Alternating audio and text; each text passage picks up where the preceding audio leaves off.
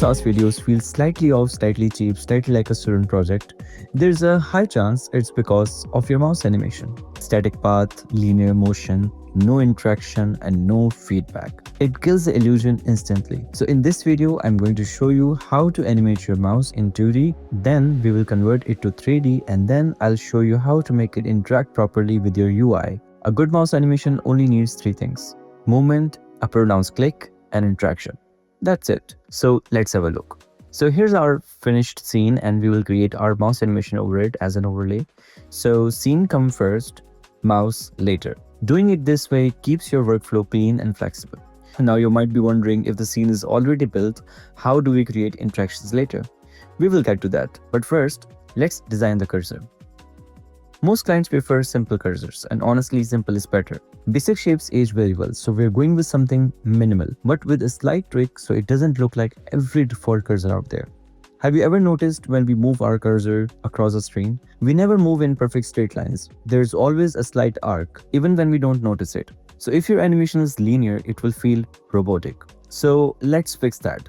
Start with the mouse off screen, first frame here, then bring it into the scene, second keyframe here. Now duplicate the comp.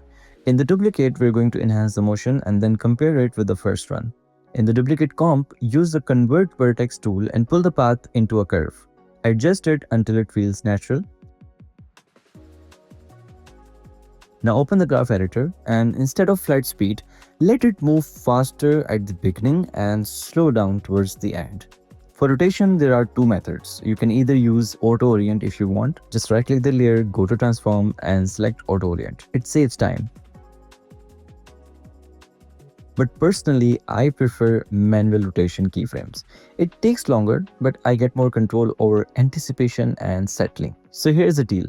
If you are on a deadline, use auto orient, and if you're crafting something premium, go manual.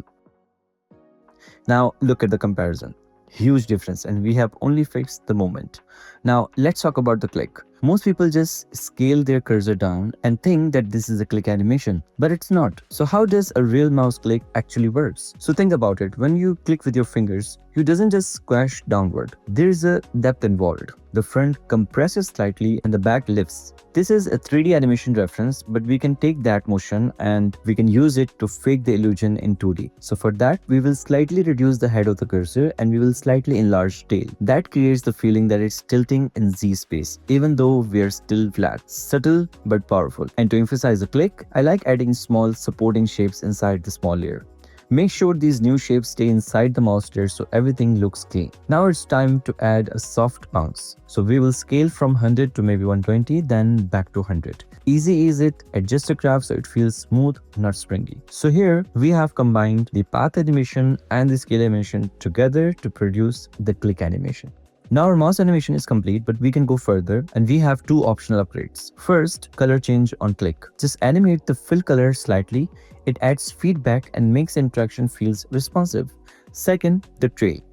Add the echo effect, set the number of echoes to 3, set echo time to 0.009.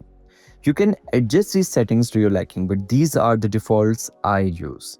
If the echo isn't very visible, add a fill effect and darken the tail slightly, then add the composite effect so the original cursor stays on top. Set the echo operator to composite in back. Now we have everything inside one layer and now our trail is ready. So if you want to go even further, we can add depth by adding a drop shadow, but we will keep it soft and subtle. So since the cursor sits above everything, the shadow reinforces separation and gives it a slight 3D feel. Now if you want to convert it fully into 3D, first remove echo, composite and fill, but keep the drop shadow if needed. Then enable 3D and increase the bevel depth. To showcase the depth properly, manually rotate the cursor slightly as it moves from point A to point B. Now we have come to the best part, and that is creating interaction between your mouse and the UI.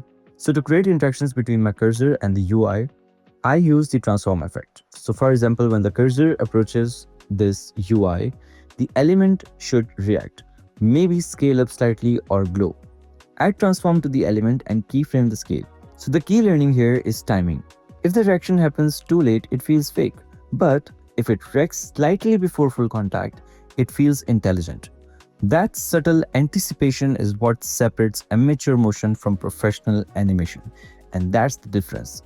Same scene, same UI, same design, just better mouse behavior.